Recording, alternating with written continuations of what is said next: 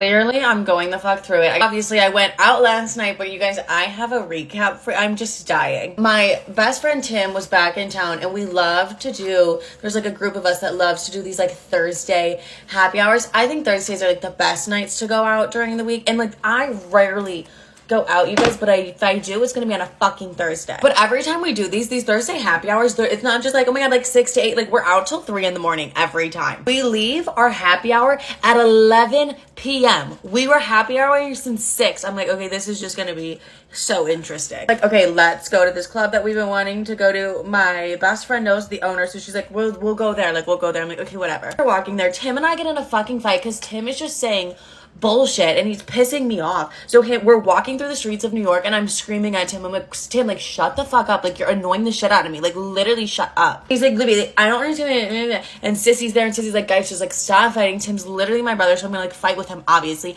I'm like, Tim, like you need to shut the fuck up, like we're in a huge fight. We got to the club and I'm like, I'm in the worst mood. I'm like, I don't want to talk to Tim, like we're just like, but I'll be over it in like 10 minutes. But I'm like, I'm just over it, like he's pissing me the fuck off. I just don't want to deal. I don't know if somebody slipped Molly in all of our drinks, but as soon as we get in there, the music just takes over our bodies. DJ was the best fucking DJ. Like, I kid you not, we were dancing nonstop from like 11 till 2 in the morning. Like, it was banger after banger, and we're just like going wild. Mind you, there's like a date next to us. Like, there's like, people are not dancing the way we're dancing. Like, we're putting on a full fucking performance, and like, I'll post the videos on my Instagram story, just like a little night recap, but it was like, the way that I just felt like we were all like so euphoric and on Molly, like just laughing, dancing the entire time. Nobody was on drugs. Like we literally weren't at all, but it felt like that. I think so.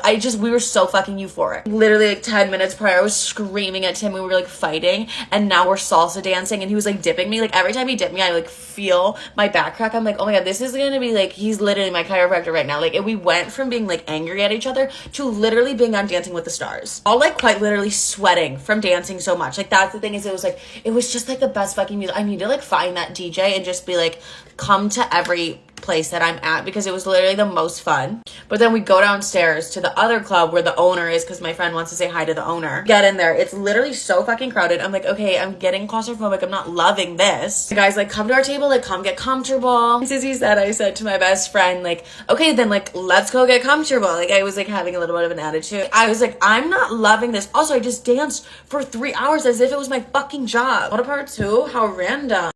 So I look at my best friend, I'm like, okay, like I'm ready to go, like if you're ready to go. And she was like, because I'm like, there's no room at the table, like I don't feel like getting fucking comfortable, like whatever, it's 3 in the morning, like we can go if we need to go. But I look at my best friend, I'm like, if you want to stay, like we'll stay, we'll make it happen. And she looks at me and goes, I'd stay if I wasn't alone. And I go, okay, what? That was so fucking rude. You can't say that. Tim and I look at each other. We're like, wait, why did you just say that? And she's obviously like drunk. I'm like, babe, that was rude. And then we get into the elevator. Somehow we found an elevator with all of the workers in there. And she's like, I'm in my horny era. And I'm like, okay, babe, like I get you're in your horny era, but like let's not announce it to the entire elevator. And I'm like, no, like that's so valid. Like you're so right for that. And she's like, yeah, like, you're so right for being in your horny era. Which like she totally is valid for that. But and she's like, I was gonna be with someone in there. And I was like, no, you really weren't. She's like, everyone was so good looking. I was like, but were they? Because like I'm obviously way more sober than everyone else. Get out of the club starving. Literally, I was like, I need to eat something immediately. Go to the bodega. We're like, oh my God, like we need sandwiches. Like that's just gonna be the perfect nightcap. Get in the bodega. And then they have like fucking tables in this bodega too. I'm like, okay, perfect. Like we're gonna eat this here. This is just literally amazing. But it was so cute. I have photos of us just eating. It actually wasn't cute at all. But then I have that same best friend arguing with the bodega man because they're like, you ordered french fries. She's like, I didn't order french fries. And Tim's like, you ordered french fries. And I'm like, no, guys, like I heard her. She didn't order french fries. I was like, regardless, like we just don't need the french fries. She felt personally victimized about the french fry comment. She's like, I just like would never order french fries. I was like, okay, first of all, you 100% would. But second of all, like it's not that deep. Literally ended our night in that little bodega, just like eating our hearts out like a chopped cheese, living our best lives. And I woke up this morning so sore from dancing, like literally so fucking sore, because I thought does Mariah Carey dance? Like, no, she doesn't. I just thought I was like the dancing queen last night, just like busting it open. My aunt tried to announce her daughter's pregnancy at my baby shower. Story time. Me and my husband are finally expecting our rainbow baby. Struggled for years, but safe to say, me and my family are so excited. And bless her, my mum is probably the most excited. She's been planning this baby shower and making decorations for it for months. She has been so supportive through such an exciting but scary time. A few weeks ago, my aunt told my mum and I that my cousin is also pregnant, and we're obviously so happy for her. However, my aunt said that the plan was to announce her pregnancy at my baby shower. She said, you know, since we're having a big party anyway. She was like, it's no big deal, you can both share the day. I was like, absolutely not. I have been waiting for this day forever and it's about me and my baby. My mum was like obviously on my side and said that it was best not to announce it at my party. My aunt then dropped it and we didn't hear anything after that. So last Saturday was my baby shower. And it was literally everything I'd ever wanted and more. Everything's going really well and we'd heard nothing so far about my cousin's pregnancy. That was until we got ready to eat my cake. And that was when my aunt said, hold on everybody, and she runs outside. And at that moment I knew. So me and my mum follow her outside and my aunt had decided to bring a cake that was going to announce my cousin's pregnancy. Not only that, she'd also bought some presents for my cousin as well. My mum was immediately like, you are not bringing those inside. My aunt literally started to throw a fit. She started screaming, this is a baby shower, it's for babies. Your cousin is having a baby, so this is her day too. So then my cousin comes outside and I'm like, great, back up. And then she starts screaming at me for making everything on that day about me. And she kept saying, why can't I just be happy for her? They would not stop screaming, so the security at the place we were having the party kicked them out. And then some of my family then got mad at me because I wouldn't let her have her moment, so they left as well. And now the whole family are bashing me and my mum and my baby on social media, in group chats, you name it, they're slagging us off in it.